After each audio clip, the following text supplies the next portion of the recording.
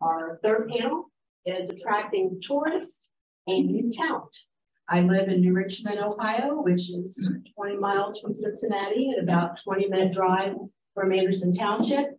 New Richmond has approximately 3,000 people, and I'm on my third term as a councilwoman, and it's just a small, marvelous river town. So we have this wonderful panel of people who have a lot of skill, and so I'm going to let each of them introduce themselves and tell you a little bit about what they do. Then we're going to start off with what can individual communities do to attract both talent and or tourists. And then we're going to start talking about some workforce development, and then we'll talk a little bit about what can we do collaboratively, because there's a couple of these organizations that have been doing some really great work. So why don't we start with Noelle? Right. Good afternoon. I'm Noelle Szydlyk. I'm the director of events, the director of sports tourism and events for the Indiana Destination Development Corporation. We are the tourism arm for the state of Indiana, as well as working on things like talent attraction and retaining our students, and really serving as a marketing tool for the state of Indiana. But I work a lot with outdoor recreation as well as the sports tourism side. Hi, I'm Janet Hunt. I'm the tourism director for Augusta and Bracken County. As far as population, I think we've got you beat, because there's only 1,200 people in my little small community and 8,400 in the whole county. So we are very small. We do not have any franchise or McDonald's or anything like that. So we have to think out of the box when we want to do something. So when I come to conferences and when I meet you all, which you all are amazing, wow, then I had to take something a little back with me and say, okay, we can do this, we can try this, but maybe not your way, but do it our way. We do not have any flood walls, so that's good. So we do have a boat landing, and that will hold probably around 20 boats, because they're building boat docks on Riverside Drive. So we get a lot of boaters. I've been doing this since June 18th, and I need to tell you just a little story. I had no idea what tourism was. The tourism job came available. And I had 3 people that says, Janet, you need to put in for this job. And I says, no. But I had a little specific, Mr. Mike Wallace. I don't know if you all know him or not. At the time, I think he was around 88. And he asked me 3 times, Janet, put your application in? I said, no, Mr. Wallace, I haven't. And I said, why do you want me to put my application in for something that I just moved into 10 years ago? I don't know the history. He took me by the hand and he patted it, and he was like, I've seen you around, Janet. And he said, you treat everybody the same. You got the hospitality. He said, we're losing that here in the city of Augusta and in the county. And we need somebody like you to do the personality and bring things back to life. I don't know, I look back, I'm not patting myself on the back, but I am saying, I guess that is hospitality. It's a little bit behind the schedule. It really is. But if you need to get away from the hustle and the bustle of life, you need to take a little walk on Riverside Drive. You want to see the sunrise and the sunset, I guess this is the place to be. So between working with the people, because you got to have that communication and working with your shops, your restaurants. This year, we pulled off over 35 events from April till it's still happening. So that is what you got to do. You got to have hospitality in a little small community, and you got to have connections. Okay, from getting away from the hubbub to getting into it, I'm Randy Adam. I'm from Visit Cincy, the Cincinnati Convention and Visitors Bureau. I am stepping in today for Julie Calvert, our CEO, who was unable to make it at the last minute. I'm the Vice President of Marketing and Visitor Experience at our Bureau. We think tourism is perfect for folks like you, and we're going to talk a lot about our workforce development ways that we try to inspire people just like you to get into this industry, because like you said, people don't know it's an industry. They may work at a restaurant or at a shop or at a hotel, but they don't know how we all work together. And that's the image that somebody has, and those experiences that they have with each of us for what tourism is and how we promote it. I've been at Visit Cincy for 15 years, and prior to that, I was the executive director of Hocking Hills Tourism Association. So we have a little bit of the small side coupled with the large side here. And before that, I worked at the Ohio State House. So collaboration goes into all of what we talk about here and all of what we're all accomplishing together at the Ohio Riverway. Thank you. And I am Julie Kirkpatrick. I am the president of MeetNKY, which is the Northern Kentucky Convention and Visitors Bureau. And as you guys know about Northern Kentucky, we are a unique mashup of 36 awesome cities and 3 counties, deeply aligned with our partnership with Cincinnati on the Cincy region. But I think Janet nailed it, because I get to work with her a lot on connections and how we build a story that intrigues visitors that come in. And when these visitors come in, we really feel like we're the front door to inviting them to move and lay down roots somewhere. So everything that everyone in this room is doing on building product, we are so happy to align with, to take out and amplify internationally and bring in new visitors. Thank you. So I thought maybe we could start with you, Janet. You were telling me, as a new tourism director, there were some things that you learned. And could you tell us some things that communities could do to promote tourism? Well, I guess right after COVID, I went to a convention conference and hashtag. So those of you all are like 50 and over, do you know what hashtag is? Yeah, maybe, yeah, okay. Well, you know, in my time, back in the time, this was a symbol that we played tic-tac-toe on the school bus on the way home, you know. So I get home from this conference and I call my kids, because that's what I do when I need technology answers. So I was like, so Mom's got a problem. I said, what is this symbol? And they was like, well, Mom, don't you know? You know. So they explained what it was. So when I make a post on the Augusta, Kentucky Facebook page, I hashtag Augusta KY, hashtag Bracken County KY, hashtag. And I guess we use Ohio Riverway, not for sure what we use, but that's what I've been using. Anything that I deal with. And if I know that there's an event going on in New Richmond or Maysville, then I hashtag them as well. Because we're only 20 minutes from Maysville. And if you take the Jenny Ann Ferry in Augusta, you're 20 minutes from New Richmond. And that's a experience in itself. So you need to come down and try that one. So a hashtag will get your information out there. So that's what I learned. So. And what about the photos? You post a lot of photos. I am a photo nut. So I take pictures. I try to take pictures every morning, sunrise.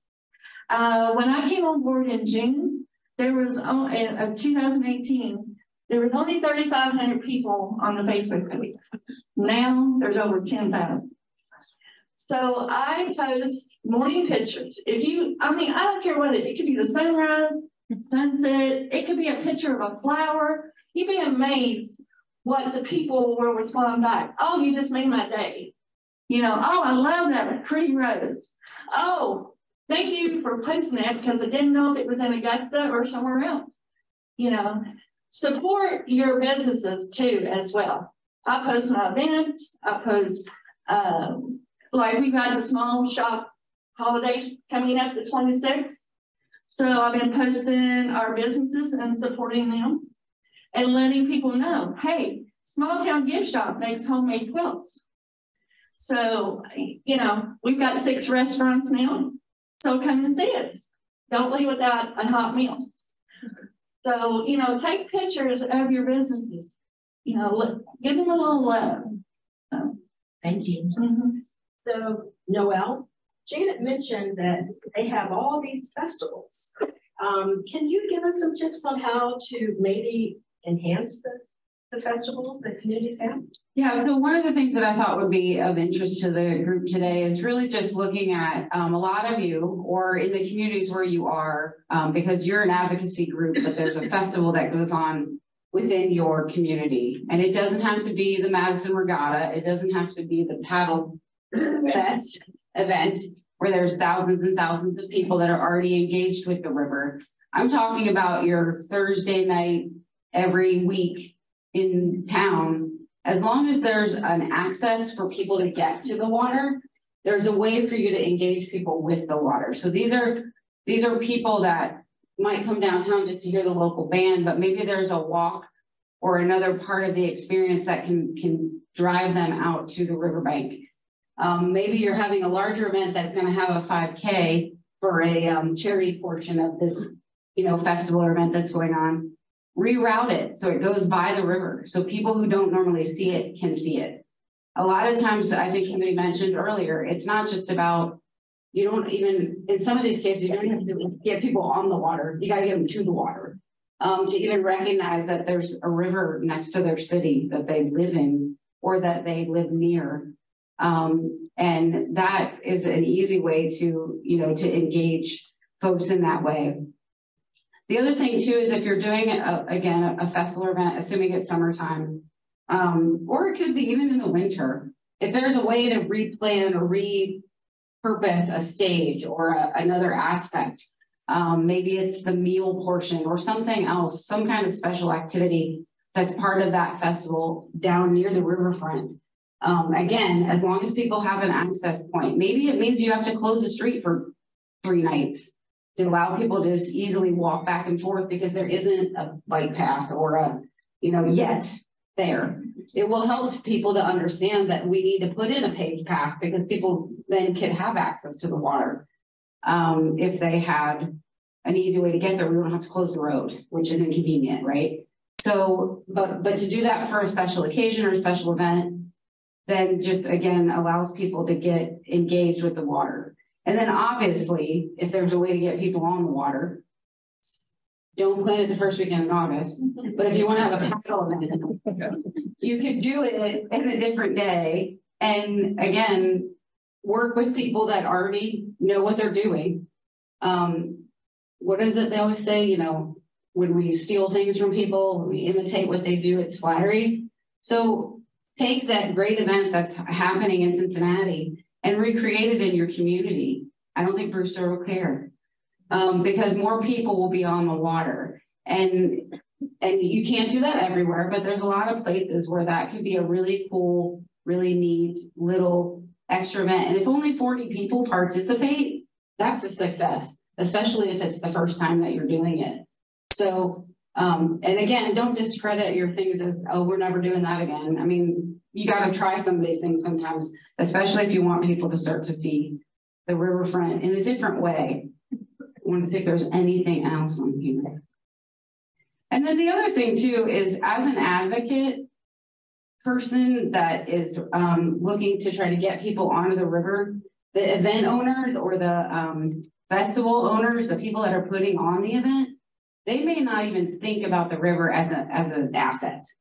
So that's where you come in, is to say, we've got all these things on our calendar. Find your local tourism office and see what's on the calendar and see if there's a way to engage. There's going to be 300,000 people here for some crazy, humongous event. How do we get a small portion of those people down to the water? What can we do as an advocacy group or an organization to help them add another little piece, another excitement, another asset to their already cool event they have going on. So those are just some ways that I think might be great ways to get people to the river, whether it's your local community, the people that live there, or it's visitors.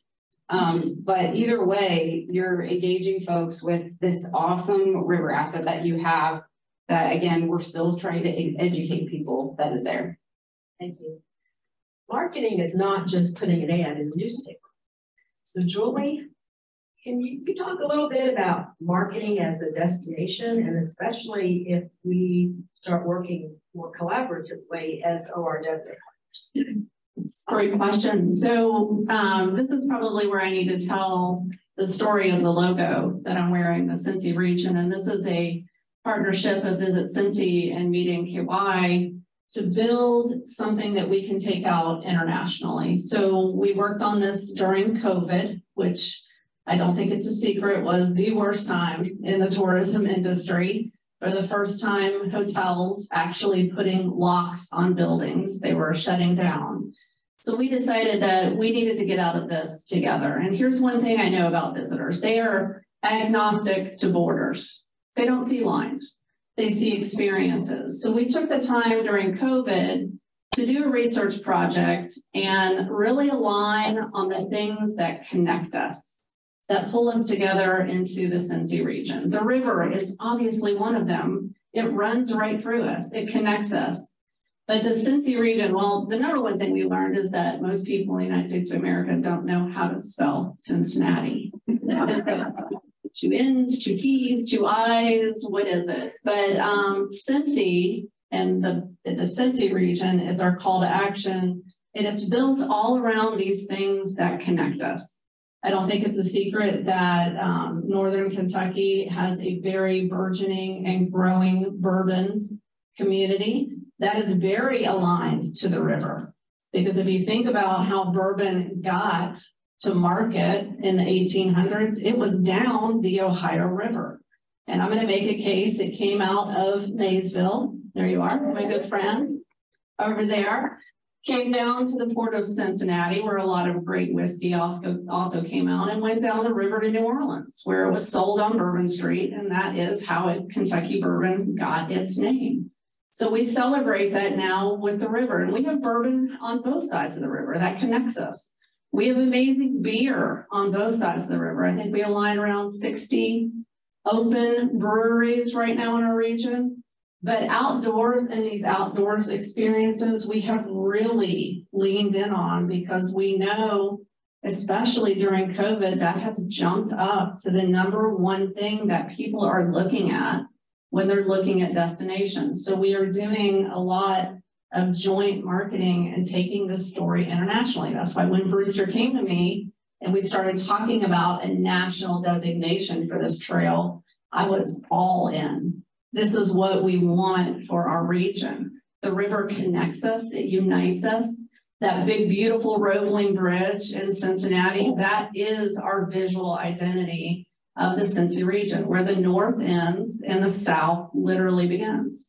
So we've been taking that to market this year. It has been incredibly successful. We've served up about 6 million visitors to our joint website this year. We have about 23 million visitors that come see us every year, and they take advantage of both sides of the river. So I'm really excited about this marketing partnership, and again, about making a lot of noise. Thank you. Randy, do you want to add anything to that? Yeah, I think that the collaboration was such a mindset between our two organizations, and there's a lot of talk about collaboration, but I think we really worked hard to pull down some of those political walls that we all have to put up, those preserve my thing that we have to put up. So one of the things that we've done together is like we merged the back end of our system, so that if the Cincinnati Zoo or the Creation Museum need to change information, it feeds into both of us automatically. And that was a matter of letting go of some of that ownership and knowing it's going to be best for our visitors and best for our partners. As organizations, we don't own anything but information and communication. We're just selling and packaging up and telling the stories of all of the businesses that we represent. So even some of that, you know, not glossy, not sexy kind of marketing material, those kind of things we do staff trainings together, we do staff outings together. We really wanted, when we say we're collaborating together, it's even in the back end of everything that we do. So it's really part of what we do more than just the marketing messages that we're putting out. Thank you. And I know that you and Julie are also, your organizations are working together on workforce development. Heard a little bit about that. Can you share? Okay, so for obviously there are workforce issues across the country and in every sector, but of course it was hard in 2020 when so many people got laid off in the hospitality industry to bring back those positions. I think I saw a statistic that there's 10 million open jobs in the United States and only 5 or 6 unemployed people at this point. So as we talk about tourism jobs, there's a perception issue. There's a perception that it's frontline. There's a perception that it's bad hours. But what we have done, and this is a pre-pandemic program, is a workforce development program that wants to train students to learn more about the opportunities in leadership in tourism. So this is, one of our previous speakers just spoke of it. This is, you may start out as a caterer or at the front desk, but you have potential to elevate and climb the ladder in tourism. And a lot of times that does not take higher education. And there's lots of potential for earnings. So whether I think there's some statistic that 80% of the people who make over $100,000 started in a hospitality job. Good hospitality is a groundwork for being successful across many industries. So we had founded several years ago the Institute for Hospitality Leadership. It is in Cincinnati Public Schools, but we're quickly expanding across the river and also trying to get into higher education, where we work with high school students. And a lot of times, honestly, these are students who are interested in culinary, but we're trying to expand their understanding of the tourism industry and then give them some of that glimpse into all of the different facets of potential work careers where they can make a good life. The quality of life is high in the tourism industry. I hope my colleagues up here agree with that. But it's a good foundation for a long career and success. So we are taking it into those schools with the idea of also creating a more diverse leadership path for hospitality positions. Hi. One of the reasons that I think this is so important is we look at, we get a lot of data. We get a lot of data from our economic development partners. We talk a lot about how the demographics of the country are changing, how the younger generation is obviously looking for a very authentic destination when they're choosing to move somewhere. I think as Sean is back there, I shared with him, we recently got a study from a company called DCI, Destination Counselors International, that talks about talent wars. And this is what, it is a full survey of what generations are looking for when they make a decision to relocate and move. And if you think about, if you take the pay and career availability out, what are some of the attributes that communities are looking for? Outdoor experience used to be lower on the list, now number 2, right behind great K-12 schools.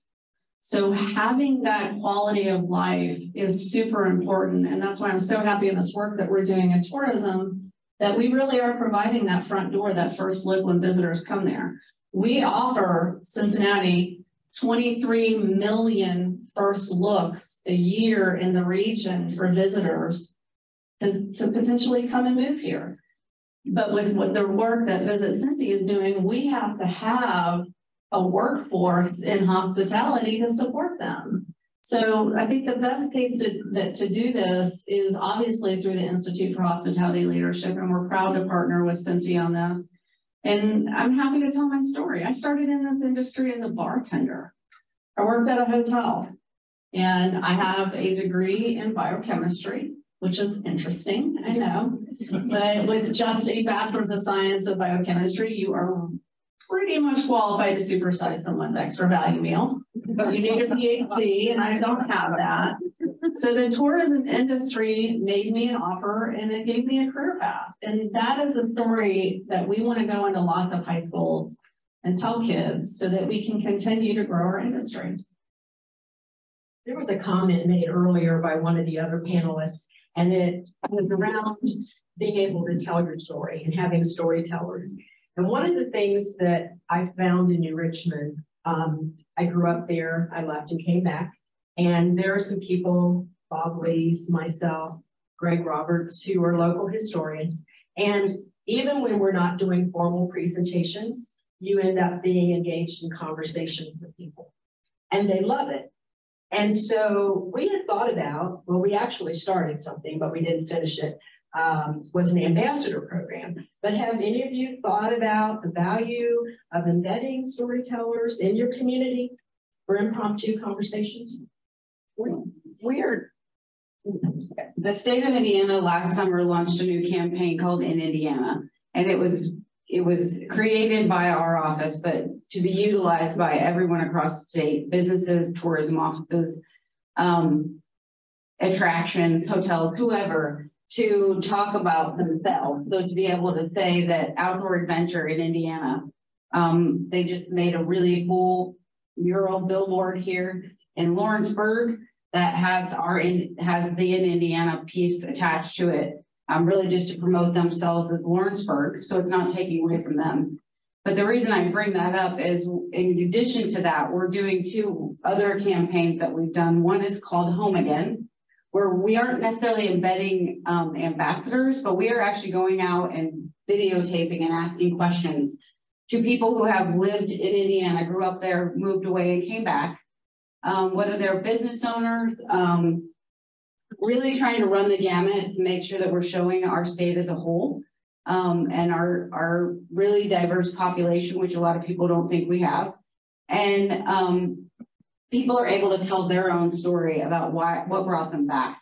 So those are really video pieces that we're promoting and pushing out. That's a new campaign that will be coming out after the first of the year. But we also did another one called Hoosiers by Choice. And again, it was the same kind of idea, though, people that chose to move to Indiana. And that's been in place about the last year and a half. But those videos are evergreen. We can use them until we had a bunch of college basketball coaches that we thought were a great idea, and then they all left. Maybe not such a best decision, but things like that have definitely, for us, been a good thing. And video storytelling it's huge, because as long as you keep it short enough, people will use it. Okay, and then of course, Janet already told us to hashtag that. So if somebody wants to know about Richmond, and then they get the story. We have a certified tourism ambassador program for Cincinnati region. So this is actually a national certification program called CTA, or Certified Tourism Ambassador, but it was customized for us here for this region. And the idea is that it's kind of what I started out with, that we don't realize we work in this industry, that if somebody interacts with 3 of us a day, they remember that is Cincinnati. Those interactions were Cincinnati, where we're thinking, oh, I just need to ring up the sale or something like that. So a lot of it is about knowing your resources. It's about understanding how we're all connected in creating those experiences. And it's also about speaking positively, which can be a big problem. We all have this kind of Midwest humbleness of, if you say something nice to me, I'll tell you 5 things that are wrong. So, but it's telling them, like, our visitors don't care about that. They're having a great time. So how about you tell them 3 more positive things? And it makes such a difference. And through that certification program, or the other part of keeping it up to date for people who, actually there is a test, and after they pass their test, is to continue to learn about it. So we ask them every year to let us know 5 attractions or symposiums or tourism things that you attended, because we know that experiencing these things as locals, and we sometimes forget to get out of our own homes, is important for them to be able to share that experience personally. You hit on a really interesting idea. Hope you don't mind, I'm sorry. But maybe we could consider, with your help, developing a certified tourism, what you call an ambassador, for all the communities up and down the Ohio River Way. We would go through some training. Imagine if we had 50 people who went through some kind of training about how to be ambassadors, not just for your own community, but for the whole region. So let's maybe talk about that as a check. Okay, sounds good. So do any of you have anything else you'd want to share before we open it to Q&A? The one thing that I want to share, and I know we have a lot of cities in here, and I have a lot of cities in Northern Kentucky, is that as we're considering development, that we think very closely about the riverfront. We don't want to build walls. We want to build access. And I'm very happy that we have some thoughtful leaders in Northern Kentucky that are taking that into account when they think of accessing the river. 10 years from now, I'm really hoping that I see nice, like right now we have pedal wagons in Covington where everybody's riding the bike around, which is awesome, but I'd like to see some rowing wagons going from Dayton to Bellevue to Covington to Newport, going back and across the river. We've always said we'd love to get water taxis going in our region. We just think that's another way to connect ourselves. So being very thoughtful and making sure, I know that's high value waterfront property, but thinking very thoughtfully about how we're developing to make sure there's great access. Thank you. So, Francis? I just have a question for the panel. So I think it's great what everybody learned through COVID. Some of the gains we made through COVID is tourism, to me, started to take a fresh look at what the value of outdoor recreation is. And now we're hearing so much more about communities being, you all are so much more at the table with economic development, with community planners, and now it's a real coming back together with what the value of tourism. What are you all doing though as an industry to codify that gain so that it stays focused on outdoor recreation to a degree, and that you stay at the table when when the mayors and the town fathers are getting together, and you're no longer sitting in the back room waiting for you to be told what the festival schedule is, but you are much more involved in the community? How are you capturing those two gains? Well, I'll talk about Cincy region. We've become a lot more, not defensive, but on the offense of explaining the economic impact of what we do. And to what Randy has said, sometimes we've been a little Midwest humble about it, like, yeah, we bring in a lot of people and they leave behind a lot of money. They leave behind $5 billion in our region. And if all of us in the industry weren't doing everything that we could to bring in new visitors every day, that would raise everyone's taxes. And I don't think that anybody in here wants to volunteer to pay more taxes. So supporting what we're doing from bringing in new visitors, it's new eyes on communities. It leaves behind a big economic impact though. And to constantly be telling that story and to be aligning and working in closer with our cities and planning and economic development. I'll tell you what, we have great economic development in our region.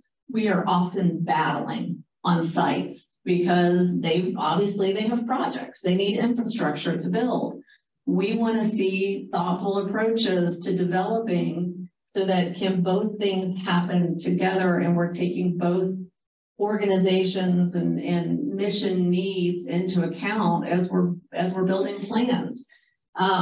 I think it's better than it's ever been. We have ways to go, but we're going to constantly keep expressing that it's necessary on what we're doing to bringing new people to a place.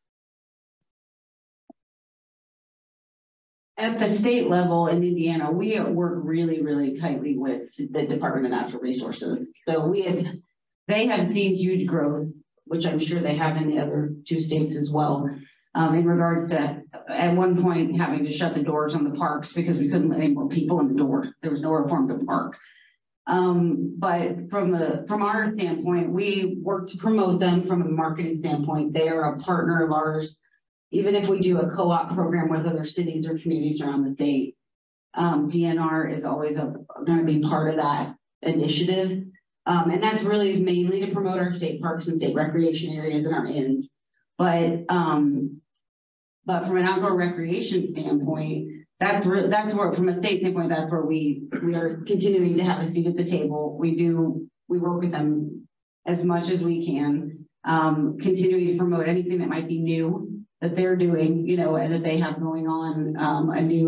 There's a new inn getting torn down and one getting rebuilt, things like that. So those are always big highlights and things that we want to make sure that we're staying abreast of. But the reason I'm here is because of a project like this, is so that the state stays engaged. We're in Indianapolis. We are not on the river. So to make sure that we're continuing to stay engaged with something like this, because it does affect a lot of communities in our state along the river. Thank you. Any other questions? We're actually just ahead of schedule. I wanted to ask Julie more about creating experiences, because this morning we talked about how out of the way, can't just put signs up where the bike trails are. They have to build B&Bs and restaurants that can make food and have experiences, so people would spend 2 or 3 days biking through Southern Ohio or Northern Kentucky. And you've got a good example of that with your beeline. Can you explain why you have to package things now for people to make it a destination? Yeah, what Rick is talking about is he is talking about our bourbon experience in Northern Kentucky. We realized about 4 years ago, we needed to put some more Kentucky in Northern Kentucky, and that's coming directly from people deeper in the state of Kentucky.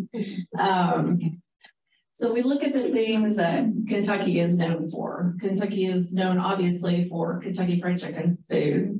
It's known for horses, and it's known for bourbon. So we built an experience around bourbon that takes Kentucky Bourbon Trail distilleries, pairs them with great bourbon bars and restaurants. The thing is, it's not just centric to Northern Kentucky. It's centric to my partners along the Ohio River. So Maysville is the home of Old Pope Distillery. They are on the Beeline. Augusta is home of Beehive, the Beehive restaurant, which if you haven't been there, 1796? 98. I was 2 years off. One of the oldest restaurants in the state of Kentucky, and a phenomenal bourbon experience. So you do have to package experiences for visitors. You really, that is one of our jobs as tourism, is telling them how to do it. Now, your conversation more is about development and about thoughtful development. And as I think about how outdoor experiences are developing, the Riverway is a great example of that. We need more purveyors along the riverfront. We need more kayak, canoe, sourcing. We think about when people are pulling off of the river, how they can take advantage of a destination. You've got a wonderful digital guide on the website. We want to keep adding more information to that. But it's really about those vendors that can support people as they're taking the journey. It's almost when you're thinking about doing the Appalachian Trail. If anybody's ever done the Appalachian Trail, you can either do it as a through hiker or you can do it as a segment hiker. I think this trail is the same way. You can do it as a through paddler or a segment paddler. And who's going to support that? What businesses are going to grow out of this enterprise? And I think that's what I'm most excited to see over the next 5 years. One more question. Have you thought about how we could tap into like a 3-day destination? Yeah, Randy knows this, and Janet knows it really well as too, and so do my friends over in Maysville. It's about the itinerary. You build the itinerary for people, they find it and they will do it. That is the lesson that we've learned on the Beeline. If you build the itinerary for them, make it very user-friendly, show them step by step, they will do it. It's a lesson that the Kentucky Bourbon Trail had to figure out. It's great to say you have this enterprise, but you need to package it in such a way and then promote it through video, through social, and help people be able to do it. So I'd love to see I have a 2-day itinerary. I have a 3-day itinerary. I have a week-long itinerary. That is definitely a project that we would like to work on with doing this experience. Well, what if we had a team of tourism leadership, including you all and others? I know we have Madison, and Visit Madison's in the house, right? We have Ironton, we have Portsmouth, we have all these other communities. But what if we said that over the next 6 months, maybe the deadline ought to be before then, we would pull together a sample, 3-day trip, 10-day trip. I mean, if you went from West Point up to Ironton.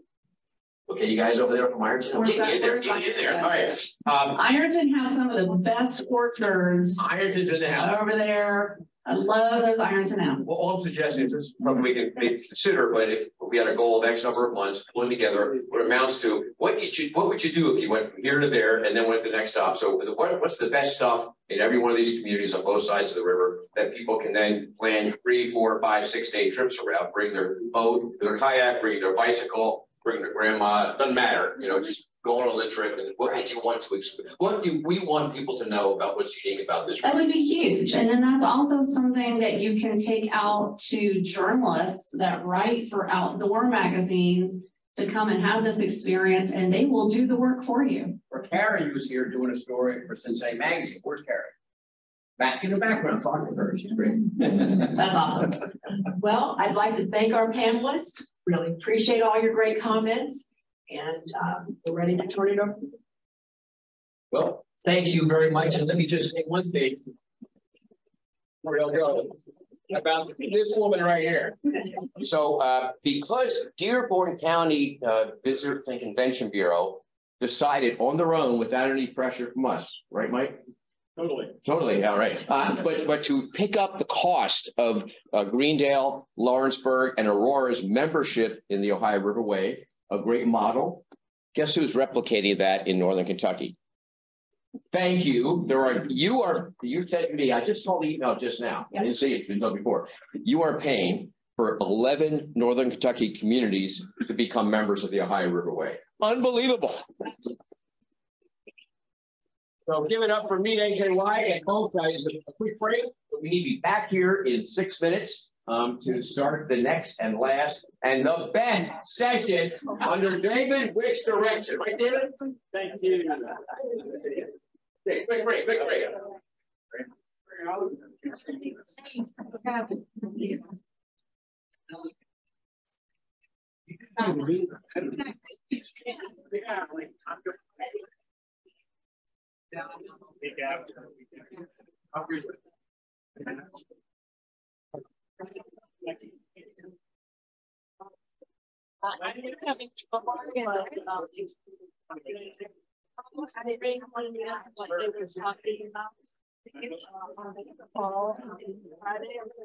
advancing our slide? I think you just have to say next. Okay. And I think, Francis, how do we advance slides? With this clicker. Okay. So we just pass it to each person.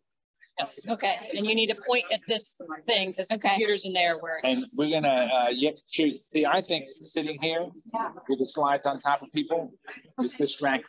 But that's just everybody else. The slides are on other side. So here on. So it's yeah. And if you see what I do. Oh, it's here. Yeah. Can we turn these four lights, please? Center lights on. So we're driving the train. The second, we're going to pass this. So this right here, right on the left. 14 years old. But you you don't seem like you screwed up. Well, two others. Hi. Great. Yeah, I think that live like I do right behind you. So, good job. You're next. So, his order. And so I'm going to talk a little bit about maybe 30 seconds about everybody. Okay. You introduced Jim Allen. Jim's next. Stuff that is right on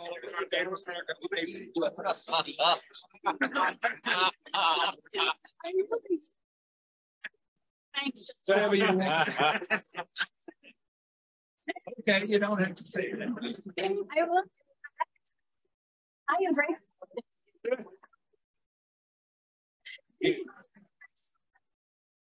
So whatever you want to say. Just say about it. Go get my program. Yeah.